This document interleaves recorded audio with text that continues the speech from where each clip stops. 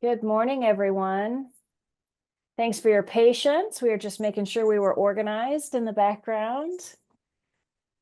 We're just going to give another minute to make sure that everyone has joined. We won't delay too much because we have an exciting presentation this morning.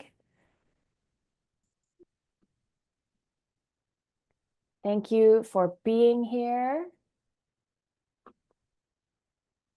Awesome. All right, I'm going to go ahead and get started. Again, thanks for your patience. We're running just a little bit behind. That's on me. Good morning. You are hopefully in the right place, we hope. We are at the 2025 Wild Horse Advocacy Summit. We are putting the A in advocacy. And this summit is being hosted by Chasing Horses Wild Horse Association with Chris Kaman heading that up, and with Save Our Wild Horses with Heather Hellier. And I am helping moderate. I'm Jen Caudle from the Wild Narrative Project. And this presentation is with Janelle at the Oregon Wild Horse organization. Yeah, I was admitting someone. Apologies. The Oregon Wild Horse Association, which is a national nonprofit devoted to preserving native wild horses and their habitats, ensuring that these magnificent creatures remain part of our living heritage. And I will have Janelle, I'm sure Janelle's going to speak more to that. So a little bit about Janelle. She's the vice president and financial manager, and she holds the position of vice president and assumes the responsibilities of the president should the need arise. Her role encompasses oversight of financial transactions, preparation of annual reports, that's a big job, and taxes, as well as serving as a research assistant within the organization. With a career spanning from 1996 to the present, her experience in accounting began as a self-employed professional and continued at a major grocery chain in 2008, and she currently serves there as head bookkeeper. So she's got a lot of experience in accounting and a fervor for research, which greatly benefits the organization, and she is really honored to contribute. So that's a bit about Janelle, and she can tell you more depending on the timing of her presentation. And if y'all will just bear with me, I'm going to transition my screen to share her presentation, and then we will get started. Yeah, I might add I'm retired now, so I'm not any longer head bookkeeper. That is good to know. Gives me more time for this.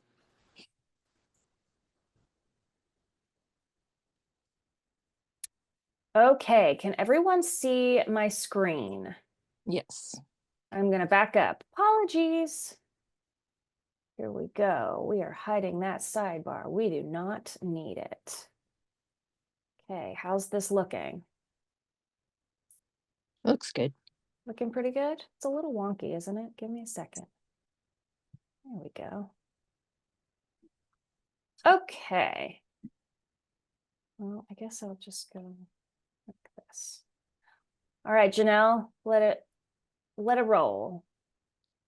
Okay. Well, I'm glad everybody could be here today. My presentation is going to kind of go over the legal, the laws that the BLM broke on the Kiger environmental assessment.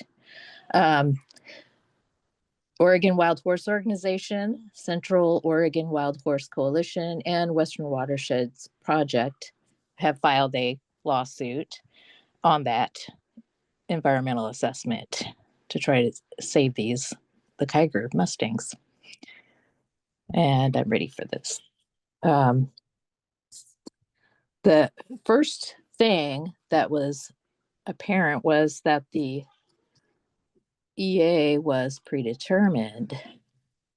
The Kiger Riddle Herd Management Area, that outcome on the EA was already decided during the Steens Mountain Advisory Council meeting.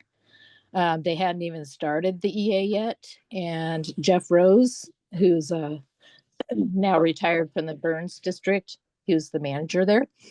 he announced that they were planning a gather of the Kiger Riddle HMAs and that they'd begin working on their EA.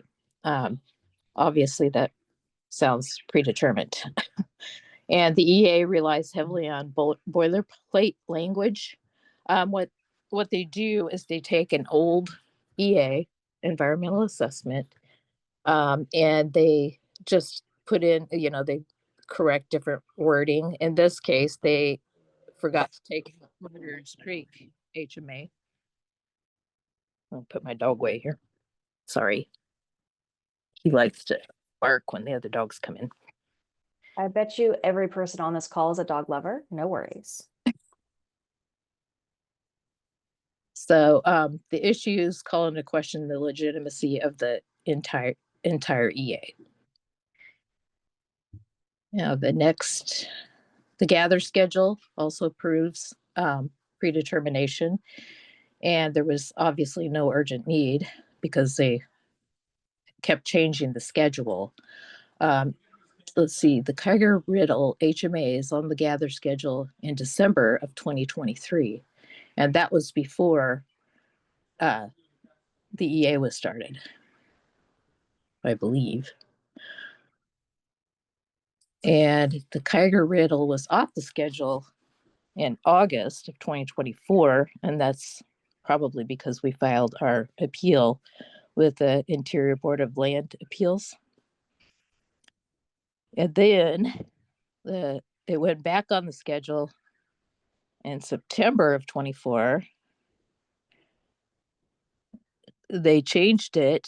They put Kiger October of 2024, the plan gather, and Riddle August of 2025. So, okay, they could wait till 2025, which is like a year later.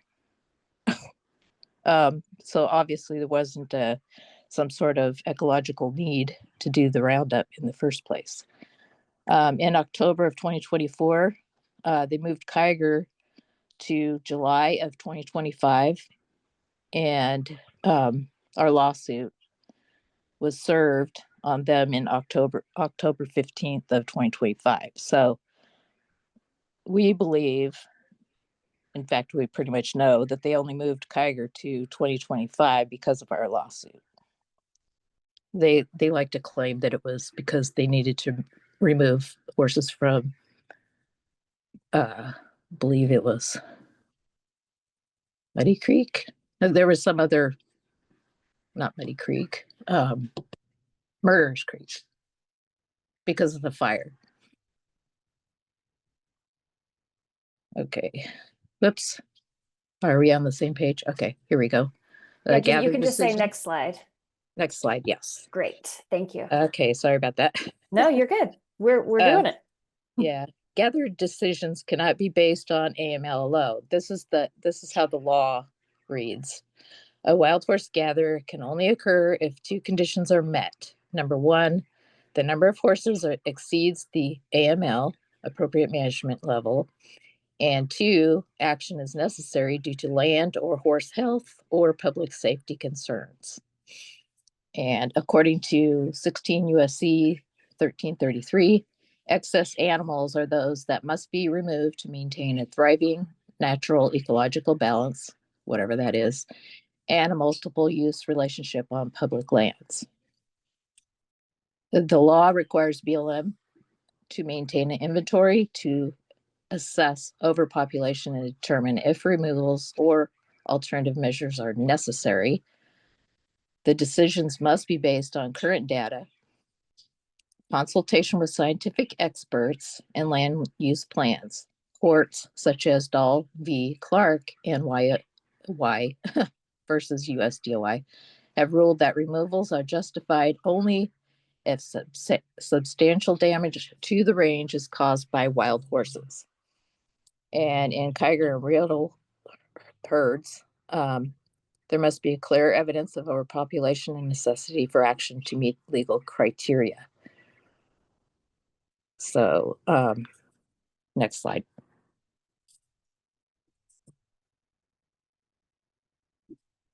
Another issue that we have here is the unique genetics They're known international, the Kygers are, and they need to be preserved.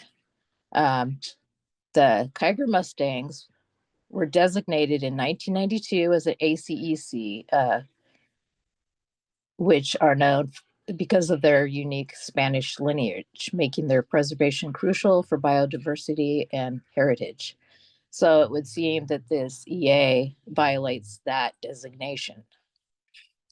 Due to their genetics isolation, the herds that have retained traits lost in their populations, and BLM has failed to adequately protect this genetic integrity. They rely on outdated data and neglect genetic evaluations. Uh, this lack of monitoring undermines informed decision making, particularly regarding fertility control and horse removals, which could harm genetic diversity. Protecting the genetic health of the Kyger and Riddle herds is essential to preserving their historical, cultural, and ecological significance as required by the Wild Free Roaming Horses and Burros Act.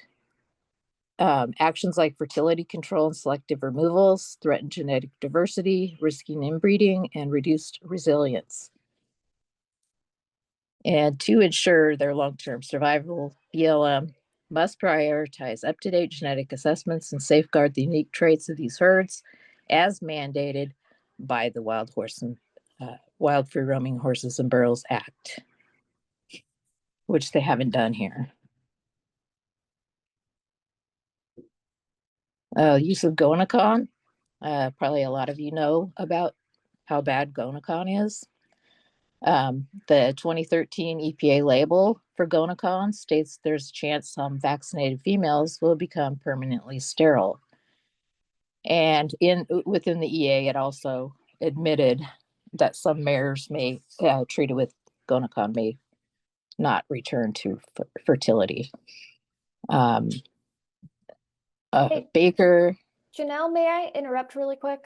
Sure. Thank you. I just have a timely question someone wants to understand. Can you explain what ACEC is? Area of, let's see, area It's an environmental area of concern. critical environmental Critical concern. environmental concern, yes. Yeah, okay, cool. Thank you. I Sorry, just wanted to make. when I was reading it, I was thinking I should probably say what the acronym meant, but I kind of lost it in my mind somewhere. No, that's okay. Well, and it's early for us. But I just wanted to make sure that everyone was following. And I think that's an acronym that is not, that's a little bit more in depth with the issue. So I'm happy that you explained it. Thank you. Yeah, Okay, yeah, I'm they hiding set again. aside that area because the Kygers are so important to preserve. Mm-hmm. You know, Thank they're you. very unique. They have indigenous traits. So, like the dorsal stripe, the stripe on the legs, they're generally like a dun color. Absolutely. Yeah. Thank you. Okay, I'm going on mute. Thank you. Okay. Continue. Okay. And Dr. Baker, he did a horse talk with Ginger Friedak, and it's on YouTube. There's a link there. You might, if anybody wants to watch that, they might just take a screenshot of that, and you can go see what he said about the BLM and their 30-day, you know, giving the shots 30 days after the first one. He said that was unethical in that YouTube. So the final EA, one of the problems with the EA was that they lumped fertility vaccines together, making them sound like they're all just, different blends and whatever. But the Gonacon is way different than PZP. PZP is well known. It's been used for nearly 50 years, and we fully support it in herds that are large enough. Certainly not when there's not enough horses out there in the first place. You don't want to be giving them Gonacon if there's only so many horses. But lumping the two together is what allowed the EA to make positive statements about how fertility control affects the long-term health of treated mares. In reality, PZP is safe, but Gonacon has caused organ damage and sterility in mares. Next slide. One of the problems with this environmental assessment is that there was no environmental assessment at all. It lacked current land health assessments, which are critical to justify removals. BLM is required by the Wild Horse and Burro Act and Federal Land Policy Management Act to conduct these assessments to evaluate the health of the land and determine whether horse populations are contributing to ecological degradation. Without up-to-date data, the BLM cannot legally or scientifically justify horse removals. And as these actions are only permitted when overpopulation causes land degradation or threatens the ecological balance. Additionally, under NEPA, the BLM must analyze environmental impacts before implementing major actions, making land health assessments essential for informed decision-making. These assessments provide necessary data to evaluate the effects of wild horse populations and adapt management practices to ensure compliance with Wild Horse and Burro Act, FLTMA, and NEPA requirements, which they didn't do. We're going to talk about thriving natural ecological balance. Okay. BLM likes to throw that out there all the time. It, I assume, refers to a healthy ecosystem where there's lots of forage, water, wildlife, and wild horses, of course. To the BLM, it has to include cows. Science has shown overgrazing by non-native livestock has severely degraded public lands, making TNEB an imagined ideal rather than a reality. This has resulted in land health standards failing, necessitating protective laws like FLTMA. There's no proof of deterioration or damage occurring in Kaiser-Riddle HMAs. There's no proof TNB is not being achieved, no proof degradation that is determined to be from overpopulation of wild horses, and no proof that there are negative impacts to native plants, wildlife, or their habitats. And if there was, I think we know who the culprit would be. Herd management area plan is illegal. BLM combined two HMAs that do not touch or allow the interchange of animals. Therefore, this HMAP, herd management area plan, is not legal. The BLM handbook 4700-1 section 2.5.2 also states HMAPs may be prepared for a single HMA or a complex of adjacent HMAs where animal interchange occurs. Now that's when you look at the legal part of, does animal interchange occur? It doesn't. It doesn't. Kiger and Riddle are not connected. Laura Lee versus John Raby, that case in Nevada Federal Court, District Court, on March 28, 2024, was regarding the RMPs, LUPs, let's see, land use plans, basically, cannot fulfill 43 CFR 4710.3-1 HMAP preparation mandate. That's available online if you want to look that up. You can look up the law or the case. Screenshot will help you be able to find those. And in a lot of cases, if you ever have a question about a law, you can do a search for that specific law on, like, it's all on Google. I do a lot of that research myself, so that's a good way to figure out what those laws, how they read. And we do a lot of that.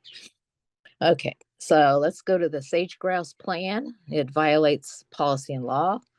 It says HMAs must be managed within AML. It violates policy law and court rulings that state wild horses cannot be gathered based on AML alone. If the BLM alleges the need to take action to protect sage grouse habitat, it must prove that there is some damage to their habitat and it is causal to the horses. In most of these areas, there are cattle, and if there is any damage to sage grouse habitat, they like to blame the horses for it and not look at the cows who trample through everything. Horses like to walk in trails. They do not step on sagebrush. There may be snakes under there. They don't generally eat sagebrush.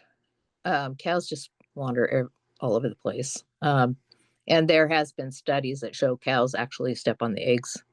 And, you know, let's see. There's very little sage grouse area within the Kyger and Riddle-Acia maze. And that's considered primary habitat for sage grouse. So they're really not the horses causing any issues there. In fact, sage grouse, we've got pictures of sage grouse that are actually right near the horses. They don't concern themselves with such things. Okay, next slide. Helicopter gathers are definitely animal cruelty, considering the wording of the definitions of animal cruelty. Humane treatment means handling compatible with animal husbandry practices accepted in the veterinary community without causing unnecessary stress or suffering to a wild horse or burro. And everybody knows, everybody's seen that they aren't following that. Inhumane treatment means any intentional, like a gather, or negligent action or failure to act that causes stress, injury, or undue suffering to a wild horse or burro and is not compatible with animal husbandry practices accepted in the veterinary community. Anybody see a problem? 43 CFR 4770.1 prohibited acts, maliciously or negligently injuring or harassing a wild horse or burro. ORS, I believe that's the Oregon law 167.320, animal abuse in the first degree. A person commits the crime of animal abuse in the first degree if, except as otherwise authorized by law, the person intentionally, knowingly, or recklessly causes serious physical injury to an animal or cruelly causes the death of an animal. So obviously, they're breaking the law when it comes to animal cruelty. These are things, all the things that we brought up in our lawsuit. Okay, next slide. 10-year plans are beyond statutory authority. It's been ruled in Friends of Animals versus the U.S. Bureau of Land Management that 10-year plans are beyond statutory authority and gatherers for maintenance are not allowed. Once the gather is done and AML is established, any further action would require a new EA or determination of excess. Again, excess is both criteria together, not just AML. Now, in the lawsuit with the Friends of Animals,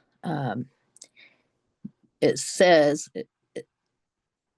in short, despite the implication of a maintenance gather merely preserve the status quo, a decision to conduct a gather after the Bureau has already achieved AML and after the herd has once again grown to the point that an overpopulation exists constitutes a determination that a new overpopulation exists and that a new action is necessary to remove excess animals.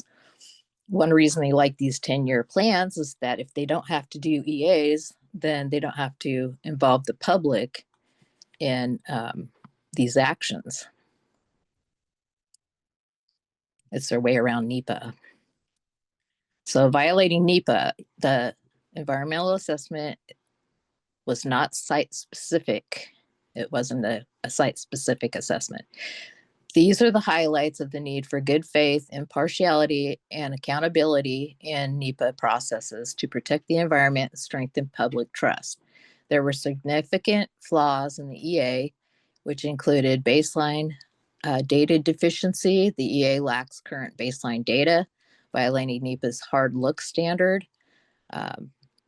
There's a case law there. Wild v. Helland. Reliance on template statements undermines informed decision making.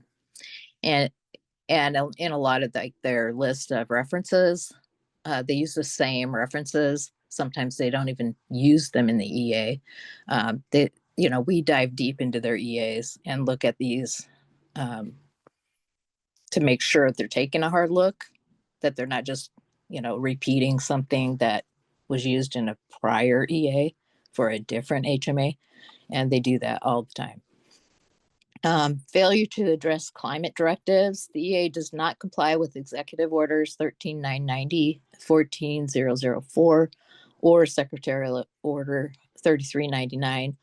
So they fail to analyze livestock reduction or greenhouse gas impacts as required. I don't know where those stand now under the current administration.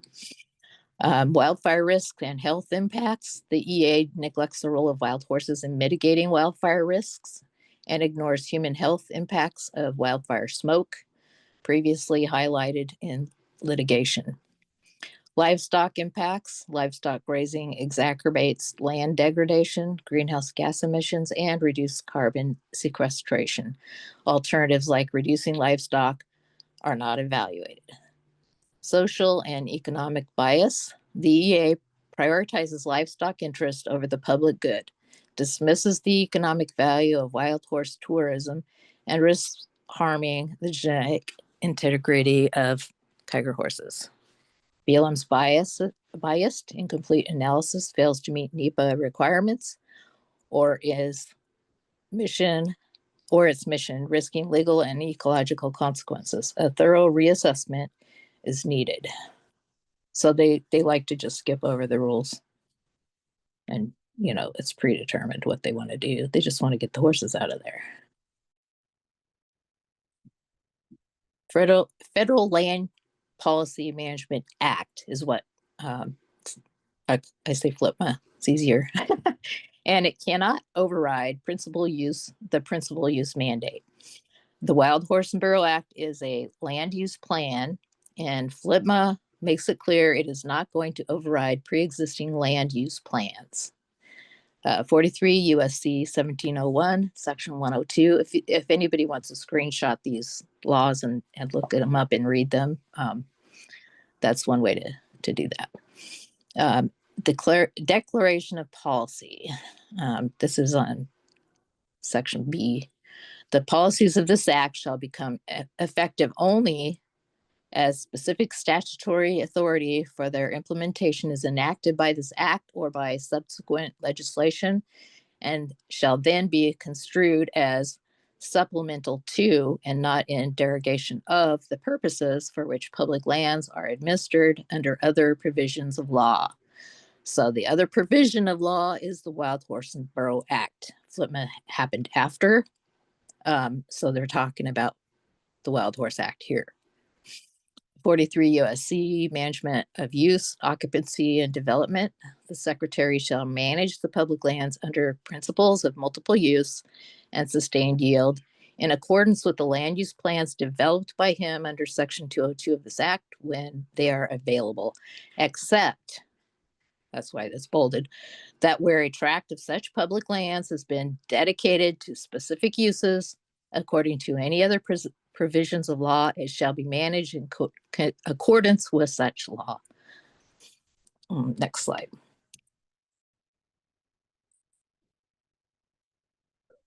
This is a continuation of the FLPMA thing. Okay, 43 USC 1701, Section 701, effect on existing rights.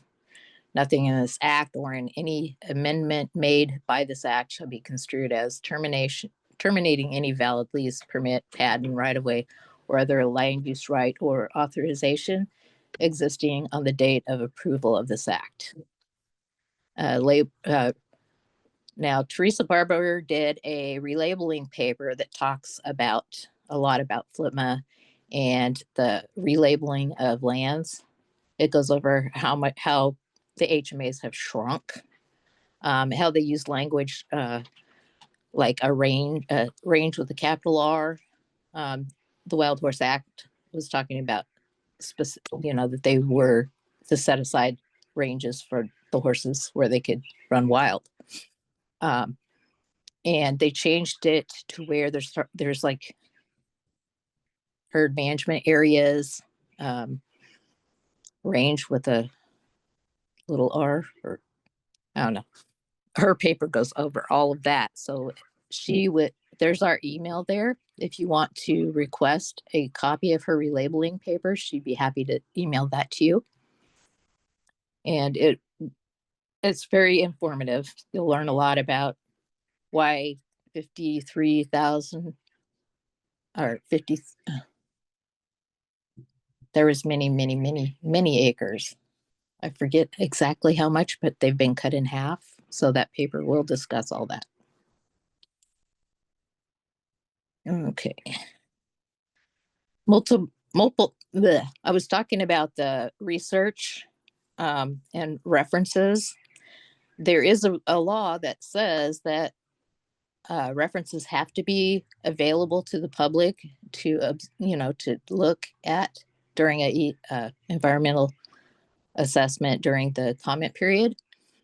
We found in the Kiger Riddle that 186 references were not made reasonably accessible to the public.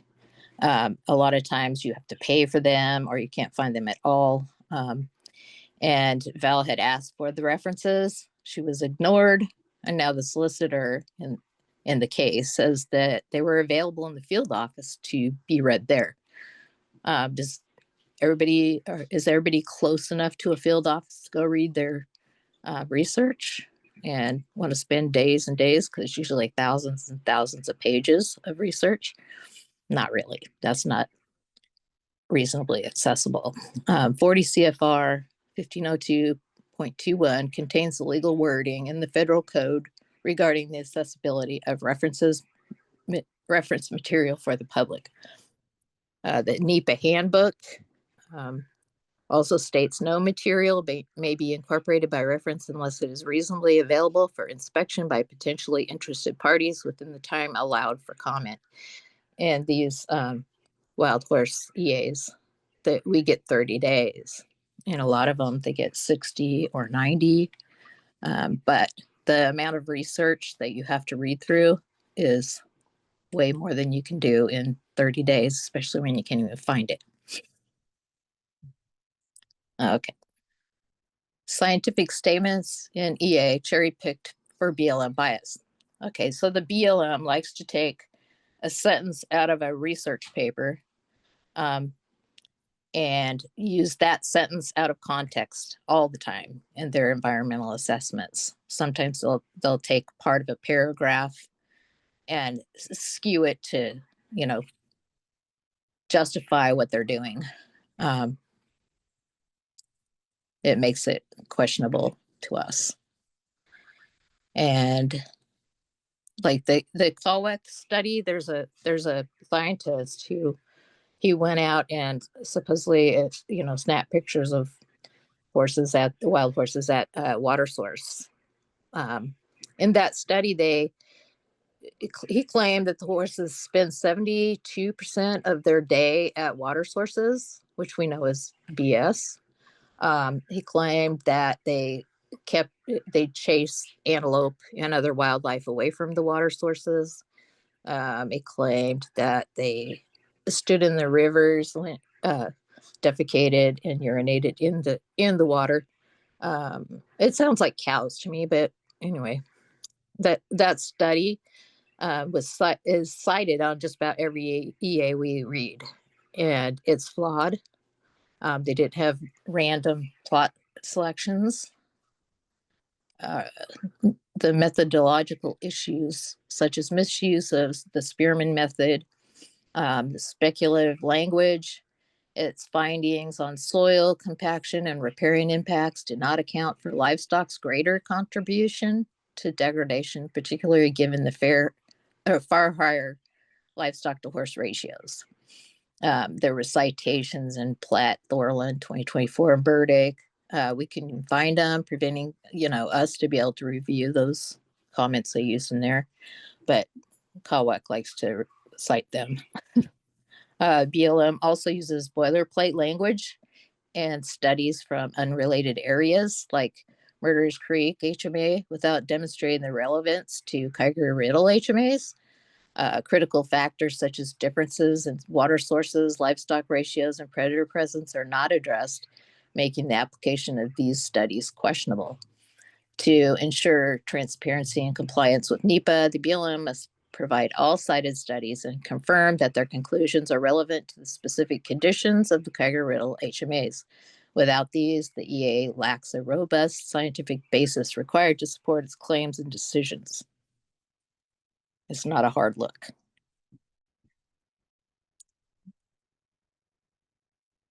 Okay, now that's the end of my presentation on the Kiger Riddle lawsuit. I'm sure a lot of people have questions, and hopefully I can answer those if you do. The next section I wanted to go into, this is some recent work that we're also doing, the BLM and the kill pens, taking non-compliance to the extreme. And I wanted to look over the contracts. We're seeing a lot of these horses in the kill pens. And it doesn't matter if they're adoption incentive program or sales authority. The purchasers agree to provide humane care and to not maliciously or negligently injure the listed animals. This is actual wording from these contracts. Purchaser agrees not to process any of the listed animals into commercial products, i.e. kill pens. Purchaser agrees not to knowingly sell or transfer ownership of any listed animal to any person or organization whose intent is to process the animals for their remains into commercial products, or whose intent is to resell, trade, or give away the animals or the remains for processing into commercial products. If the purchaser makes any material misrepresentations in the applicable application to purchase wild horses and burros, bill of sale, or during any negotiations with the BLM leading up to purchase, including without limitations representations about the purpose and or use for which the animals are obtained, then the sale is voidable at the discretion of the BLM. And same with adoption incentive under penalty of perjury for violating 18 USC 1001, makes it a federal crime to make false statements to any agency of the United States.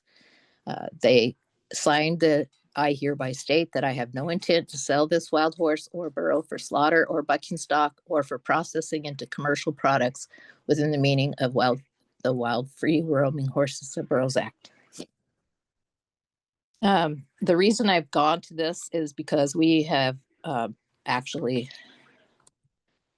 we usually don't do this kill pen rescue stuff, but we did in this case. We rescued a couple of yearling fillies.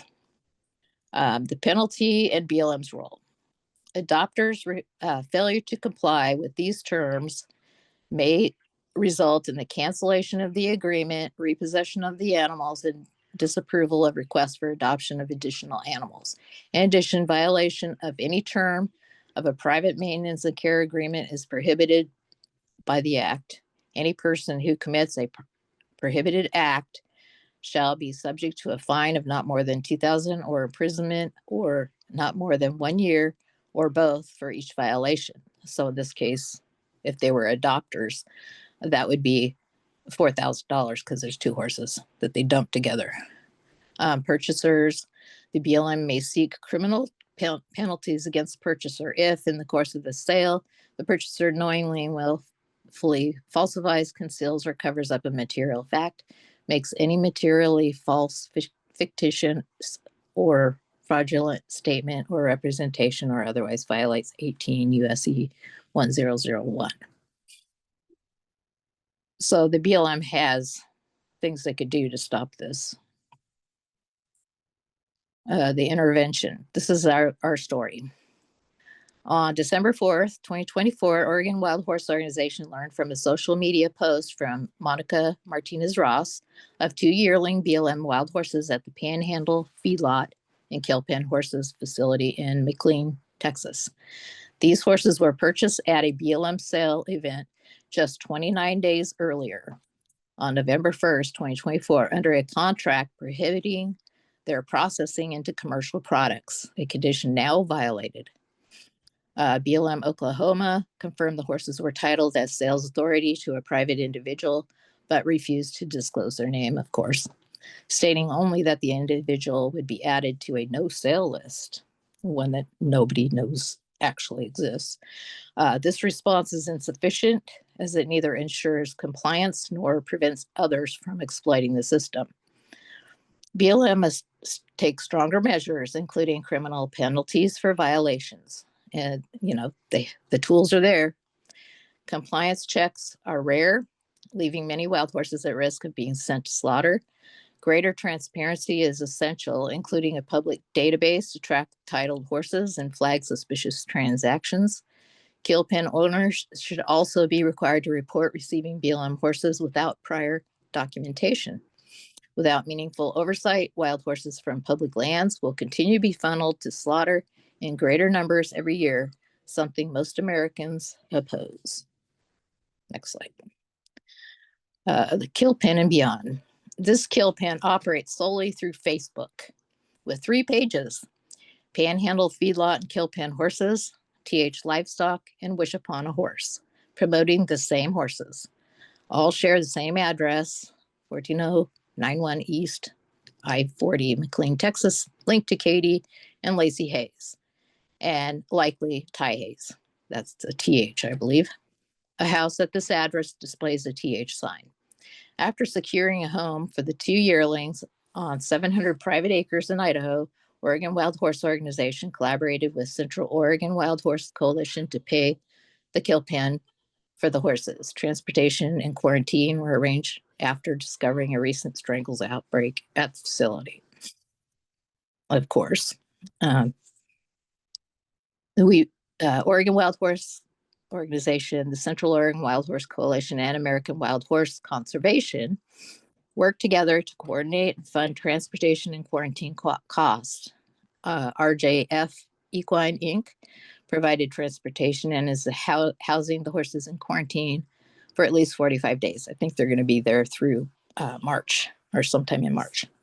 The yearlings are now safe and thriving in Oklahoma quarantine under RJF Equine's care. They will take their freedom ride in March. Many cases like this go unnoticed, leaving wild horses and burros at the mercy of kill pens across the country.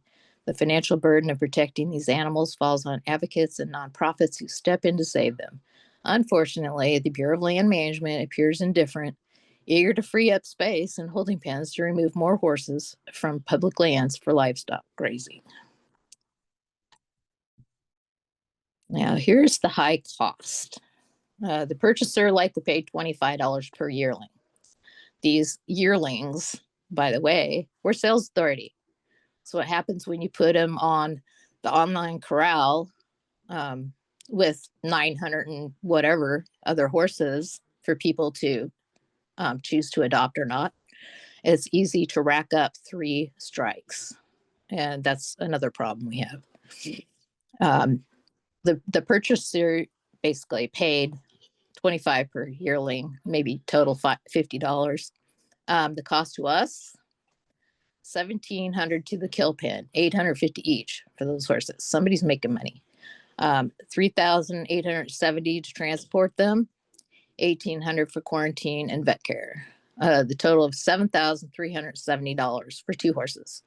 Nonprofits and individuals should not shoulder these costs due to BLM's failure to enforce its own contracts. Once the horses were sold for commercial products, the contract was void. BLM retained jurisdiction and should have retrieved the horses. Did they retained? They didn't retain jurisdiction. They should have retained it. They refused to retain jurisdiction. They just said, well, they're gone. They should have retrieved the horses, holding the purchaser and kill pen accountable. Instead, BLM's response was to add the purchaser to a non-public do not sell list, failing to act decisively. Let's see.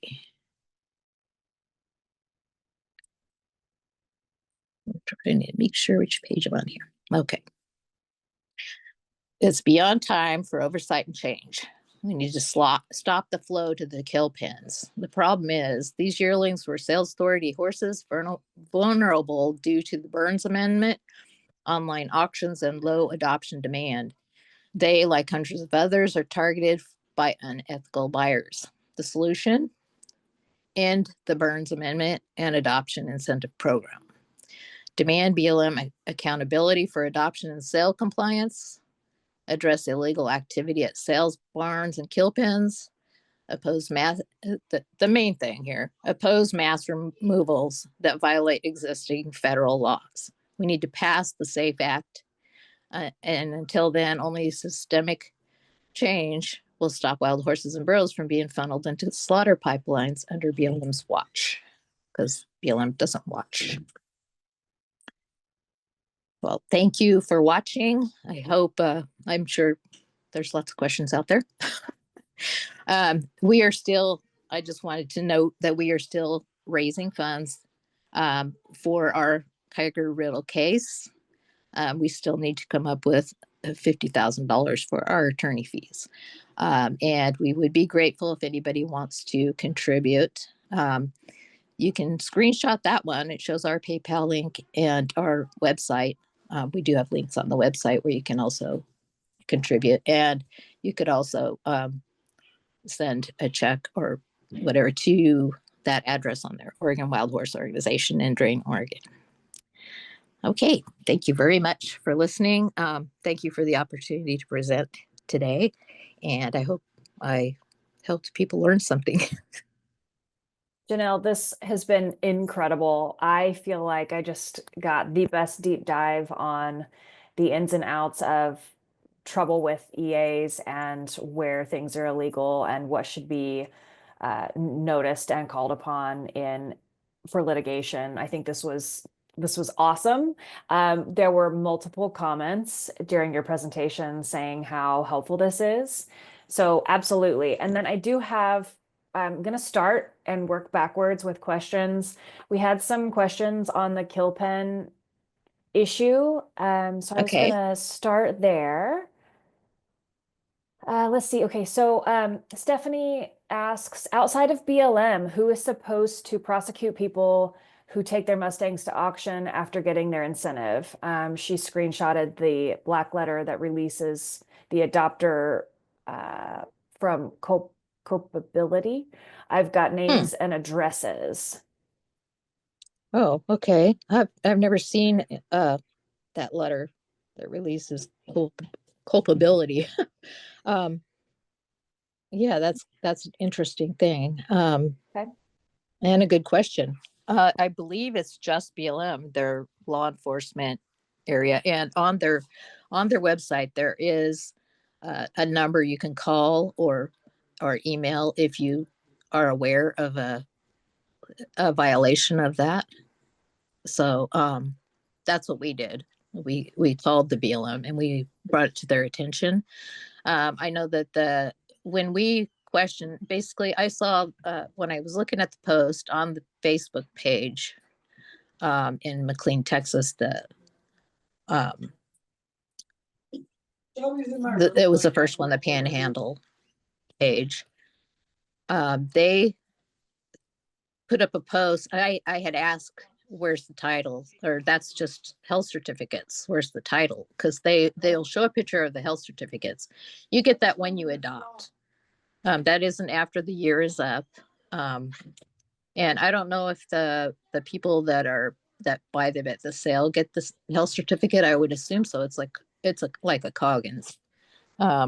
And so they posted that as if it was the title. And so I asked them, where's the title? That's not the title.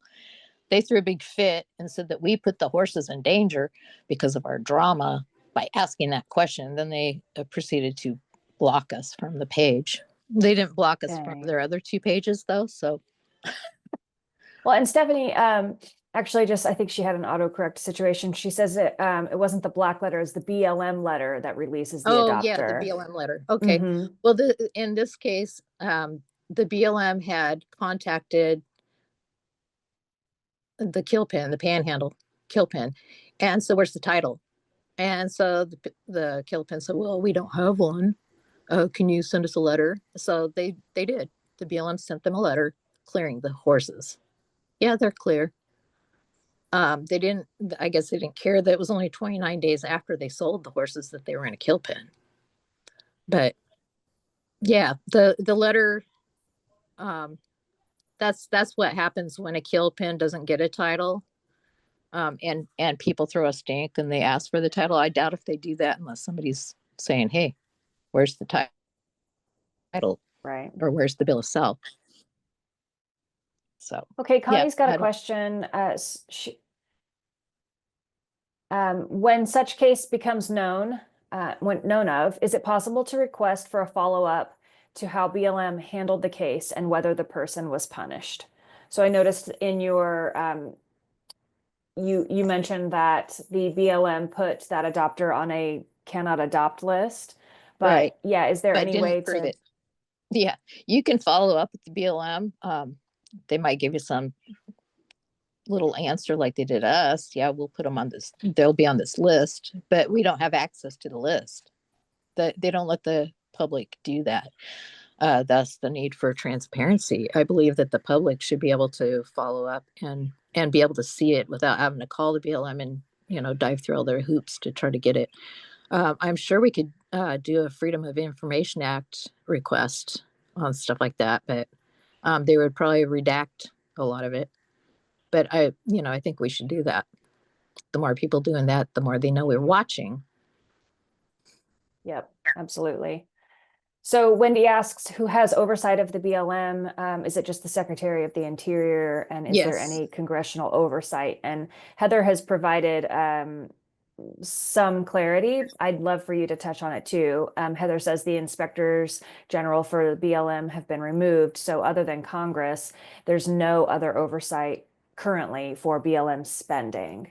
Right. And we know Deb Helland did so much to help the horses, and do oversight. She's allowed all these EAs to go through, that caused all these mass removals. I really highly doubt we have 25,000 horses on the entire 10 Western states left, because the BLM they'll go out there and remove more than they were supposed to remove. They'll go out there and not be able to find as many as they thought they were going to remove. They don't know how many's left out there. We know when we go out to look for them and can't find them anywhere. Um, there's no oversight. Yeah. It's a rogue agency, and that's all there is to it. But PJ yeah, asks, Congress. yeah, right. Well, and I know that, a lot of people know there have been recommendations made by Congress to BLM, for instance, spending a certain amount of up to $11 million on fertility control. And we know that BLM continues to spend less than 1% of their budget, which is far under that $11 million on Oh yeah, they're fertility just raking control. in money. They're just, Yep. yep, grabbing every tax dollar they can find. Let's see. I've got a good question here. So I did, but now we've got more people chiming in, which is great. Okay, so PJ says, can you address, or first of all, they say, thank you for this excellent talk. Can you address the popularity of Tigers among Mustang aficionados and the breeding and trafficking to Europe and the US? How does this relate to the roundups? And why does BLM and Forest Service and National Park Service want to use sterilants like Gonacon on herds like the Kiger or others like Devil's Garden with unique heritage genetics? Yeah. As far as the Gunacon, I don't get it. Um, I guess maybe the money that the Burns BLM makes off the Kigers, in the tens of thousands, and you would think that that would be important to them too, because they can gather them and get rid of them and make a bunch of money doing it. But as far as Gonacon, why do they want to sterilize them? That's a good question. And um, we believe that even though on some of the Burns BLM EAs, they claim that they're going to use PZP and then they turn around and use Gonacon. So they violate all kinds of stuff all the time. That particular uh, the Burns district, um, they break the law constantly, and we fight them and fight them and fight them. We don't just do Oregon, the wild horses in Oregon. We do them all around, everywhere. But as I don't I don't know how they're getting away with uh, sending them to like Germany and places like that. They're very popular. There's not going to be any left. The AML they set is not sustainable, especially if they're using Gonacon. They're just trying to wipe them all out. I wish I knew why. I guess cattle. There's lots and lots of cattle out there. That seems to usually be the answer if you follow the money and the Mhm. agenda. Yeah. Oh, and as far as the forage and stuff, they're very healthy out there, and the land is very healthy out there. There was no reason to do this gather. It had nothing to do with the way the land looked Yeah. and the health of the horses or any of that. It's just their scam to get rid of the horses. Okay, I'm curious about, I want to go back to your lawsuit. And you mentioned that you were you were teamed up with Western Watersheds Project. Yes. Awesome. Very cool and impactful organization as well. And I know that we'll be hearing from Eric Molvar on Monday. So I actually have a question. And so this is something that I have noticed when I've researched, and I too look into EAs, though admittedly not nearly as thoroughly as y'all have. So again, just you're clearly experts and have clearly done your research. So my question, and I'm trying to still figure out how to articulate it, but when I look at the EA process and I look at the comment period, and the vast majority of comments are usually the public is stating their concern for prioritization of livestock, and the concern that many of the proposed actions do not reduce or zero out livestock in the area. And the agency response to that is usually their response to comments is that this process is not the time or place to address livestock reduction. Are you Yeah. following? All the time. Yeah, all the time. Yeah. So, do you have any insight on where advocates um, can have a reply to that, or But where well, do if advocates you're go to yeah, participate when it is the right time to reduce livestock grazing? yeah. Well, in some of the grazing permits, I mean, whenever they renew a grazing permit, which good for the ranchers. They don't only have to do like once every 10, maybe 20 years. Um, there is a public comment period on that where you can say, hey, I think there's too many cows out there. Um, as far as when you're doing a public comment and you bring up grazing, they talk about cows a little bit. They usually talk about the uh, animal unit months out there that's available or whatever. When they do their environmental assessment, that it's supposed to include an environmental assessment, and that's supposed to include the cattle. But then when you mention cattle on your public comments, they say it's outside scope. But in reality, it really isn't. So what we need to fight is if you're doing an environmental assessment to remove wild horses, you have to consider all the animals that are out there. You have to consider what food forage is available, how much water is available, and all the other environmental issues in the EA. BLM doesn't do that. That's why we're fighting this. I mean, if this case won, it would be precedent setting. It would change the way they do things. So I wish I had the answers to some of these questions. We can talk about it, but BLM likes to ignore things. So we just need to go to Congress and say, what the heck, Yeah. and tell them all the problems that we're having. It violates NEPA. They're not taking a hard look. They're not taking a hard look if they don't even consider livestock that are out there. So they're not doing their job. They're derelict in their duties. We need to challenge it. It's easy to see. Yeah. Thank you. Thanks for the conversation. So let's see. Kendra says, wonders, do you think the coming tariffs will have an impact on the China-bound donkey skin exports, aka the slaughter pipeline? Um, I don't know. Are they tariffing us on shipping stuff to them? I don't know that it'll have an effect. What would be nice is if I don't know. I guess we ship to Mexico. Maybe Mexico will say we don't want your donkeys anymore. Uh, because they're the ones probably that ship the hides to China. Right. And as far as uh, public lands ranching, we ship the ranchers ship their cattle, the meat to China also. So I don't know how the tariffs are going to affect any of that. But I believe the administration supports our ranchers. I know they all voted for him, so we shall see. Yeah, we shall see.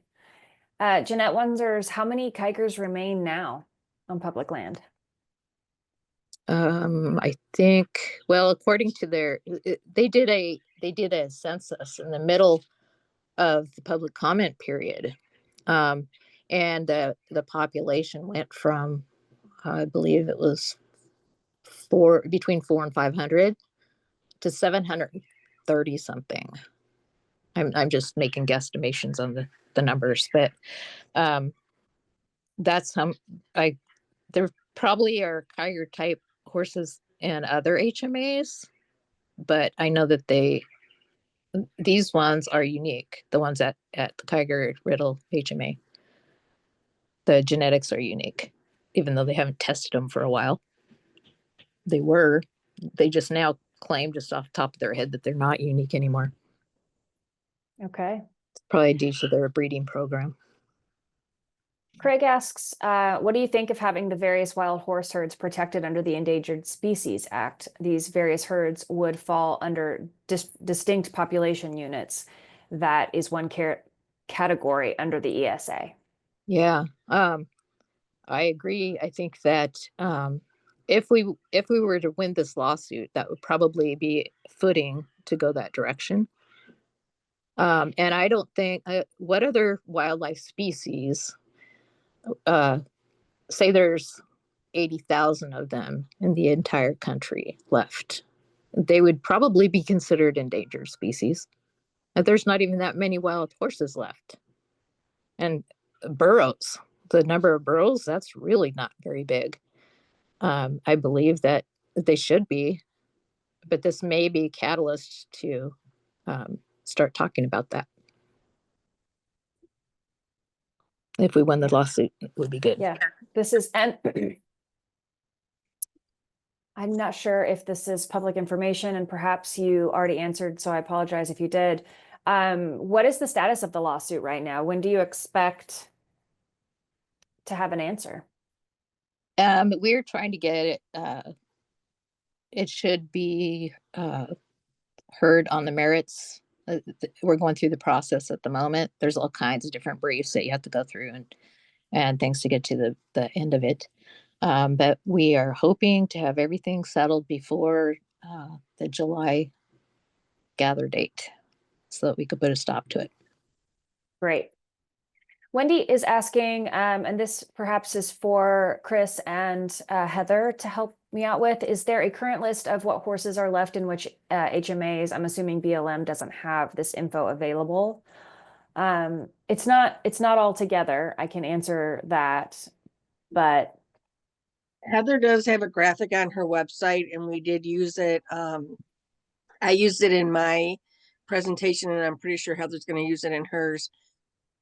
great. She shows Yeah, and not to interrupt you, Chris, but I'm actually going to go state by state, you guys, and show you which herds are left and which herds have disappeared. So that information will be much readily available on Monday. That's awesome. And also the BLM's annual population statistics report that they put out generally between March 1st and April 1st. That report also gives you all of the herds that are left and what their AML is, what their supposed current population is. And it often also lists the herd areas that have been zeroed out as well. At least some of the older reports did anyway. And if anybody wants one, I can grab that and put the link up really quick. Yeah, why don't you? I think we've got several interested advocates. Yes, people are saying, yes, please. And thank you. Okay, this has been wonderful. Have I missed, pardon me, have I missed any questions? I'm asking to everyone participating right now. If you have a question that you really want answered, please repopulate it in the chat. I want to make sure we do that before we lose Janelle. I just want to chime in and say, these guys at Oregon Wild Horse Organization are an incredible group of people. I'm very thankful to them. I met them early on in the fight with the Theodore Roosevelt horses, and they took me under their wing and made my head spin a lot, trying to explain things and how things work, and this is what you need to do, and this is that. And they have so much information on their website. Make sure that you're watching their Facebook pages. And if you can, truly, this is a great organization to make a donation to. They're moving mountains.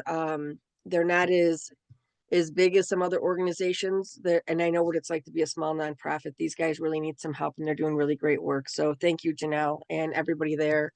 Thank you. I appreciate the kudos. Teresa was going to do the presentation, and because of the way the BLM is, they changed dates on things, and things required her time. And I kind of pled with her to have someone do a presentation because the work they're doing is truly important. So thank you again, Janelle, and to all you guys over there, because you really are great and you were instrumental in helping us even just understand the process. So thank you. I have one more question. Kim asks, would curlies fall under the genetic specific herd to keep them safe? I would think so. There's very few of them, very few. So I would think so. Unfortunately, we're small enough. We can't take on every single one of them. I wish we could. If we had a genie in a bottle, say, can you do this one? And as far as Teresa not being here, yeah, we get answers from BLM on litigation that we have to respond to, all those kinds of fun things. A case popped up that's 7 years old from the IBLA that they want to just call the case moot because the IBLA didn't rule on it for 7 years. So she's fighting with that. What's the IBLA? The Interior Board of Land Appeals. Whenever you file an appeal after an EA, after they make their decision, you can file an appeal, and that's who you file it with. And they don't rule on them. I mean, it's worth trying. At least you have it on record that you tried. But it seems almost pointless sometimes. And even in this case, it's like we don't have a very good judge. So hopefully they aren't just corrupt. We'll find out. We've got to fight it. We got to try. Absolutely. Yeah. Let's see. And then someone was just wanting to make sure that there was a link before we end the chat. And let's see, what was that link that we were looking for? Please don't turn off the chat until the BLM report is up. Was that report available now or? Yeah, I think that's on the chat. I saw her post it. Where'd it go? Here it is. It's right here. Heather posted it at 10:39. Okay, great.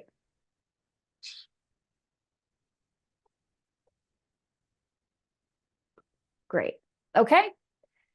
Well, everyone is just coming into the chat. Thanking you so much. The presentation has been wonderful. This has been a wealth of information, and thank you so much for all of the work that you do. And we're really honored. It's for the horses. No thanks needed. It's for the horses Understood. and the All right. donkeys. Don't forget the Yeah. donkeys. That's right. The little burros. Yeah. Okay, thank you so much. Thank you everyone for participating. And well, it looks like we can get this PDF over to you, but also this presentation will be on YouTube and available through chwha.org and through Save Our Wild Horses. Heather, help me out. Is it a .org, .net? I should have a .net. closing statement up and I don't. It's saveourwildhorses.net. .net, that's right. Thank you for clarifying. And Chris and Heather work very quickly, so I'm sure that this will all be available very soon. And we appreciate you all. Thank you. Thank you. Thanks for having us. Thank you.